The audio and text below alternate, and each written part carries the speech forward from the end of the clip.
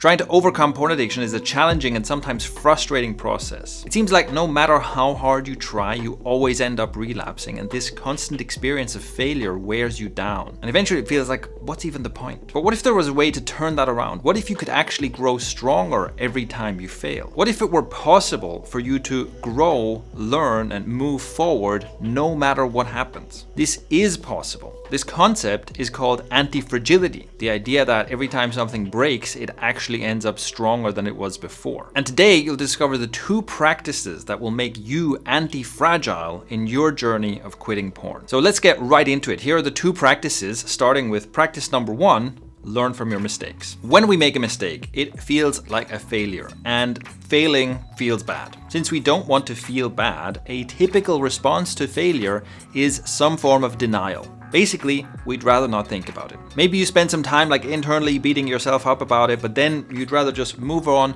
not think about it, and maybe even pretend it didn't happen. To become anti-fragile, you need to do the opposite of that. So instead of looking away from and ignoring your mistakes, you need to look towards your mistakes. You need to look at them more closely. And here's the 3-step model to learn from your mistakes. Step 1, accept. Accept that you have made a mistake, that it's in the past, and you cannot change it.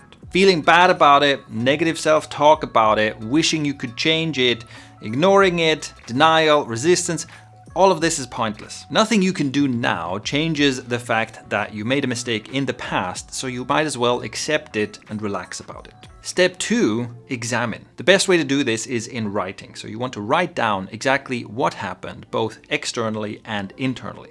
So if we take the example of trying to quit porn, and the mistake you made, the failure you experienced is that you relapsed. First, write down exactly what happened. Where were you? What time of day was it? What was going on around you? Think about anything that happened leading up to that relapse and any external triggers that contributed to you ending up relapsing.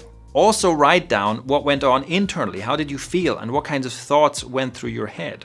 Did you feel stressed or bored or upset or other feelings? Leading up to the relapse, did you have an inner dialogue of negotiating with yourself about whether to watch porn or not? Were the thoughts that you had in your head leading up to the relapse hopeless kinds of thoughts like, oh, I'll never be able to quit anyway? Or were they maybe careless kind of thoughts like, don't worry about it, it doesn't matter anyway? Or something else? In writing, examine your relapse like a detective examines a crime scene. Take your time, look for all the details, look for clues. Step 3, plan. The final step is to actually make a plan of how do you translate everything that you learned about this relapse into future action. A rule I have for myself, and this counts for all areas of life, is that it is perfectly fine for me to make mistakes. What I want to avoid is to make the same mistake twice, because when that happens, it shows me that I didn't learn the first time around. So based on your examination of the mistake you made, the question now is, what can you put in place in your life to make sure that you won't make the same mistake again? What do you need to change in your environment in order to not get triggered in the same way again? Check out this video for more on how your environment changes your behavior. Or is there anything you need to change in your daily routine in order to avoid this same way of relapsing again? And how can you adjust your if-then plan in order to make it more effective? Check out this video to learn why you need an if-then plan in order to quit porn successfully. So write down what you plan to do differently going forward. And note that your plan does not have to be perfect. Remember, most people ignore their mistakes, don't make any plan at all, or just tell themselves, oh, I'll try harder next time, which is also not a plan at all. So even an imperfect plan puts you way ahead of where most people are. So those are your 3 steps to actively and deliberately learn from your mistakes. And even just doing that is a very useful tool. But combined with the second practice, it becomes something of a superpower. Practice number 2 is positive deviance. Alright, so what is positive deviance? In a way, it is the flip side of learning from your mistakes. It's learning from your wins. This is something we can often overlook. So to explain, consider the challenge of trying to quit porn.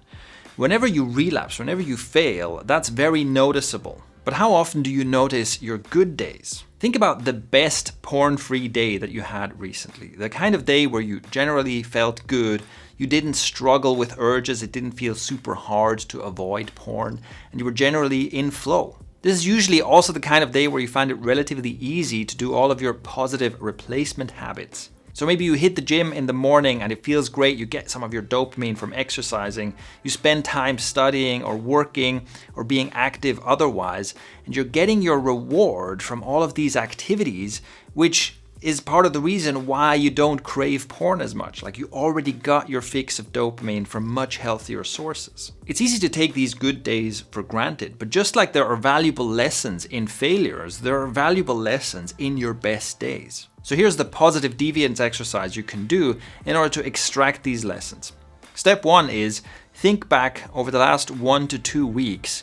What was your best porn-free day in that period? Step 2, in writing, describe exactly what you did that day. Also consider, how did you feel at different times during that day, and is there a connection between the feelings you had and the activities you did in that day?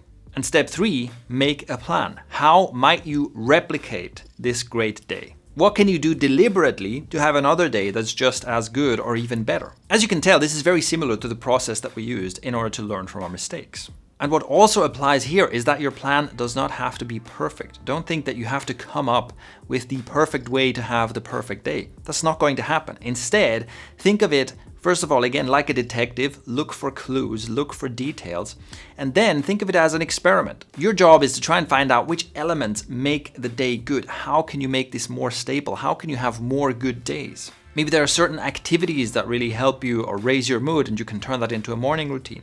Or maybe there are certain people where when you're around those people, you just feel better, or they motivate you to improve yourself or something like that. So then you can figure, okay, how can I spend more time around those people? Maybe you can even spot connections between like your habits, your sleep, your food, and how that affects your mood.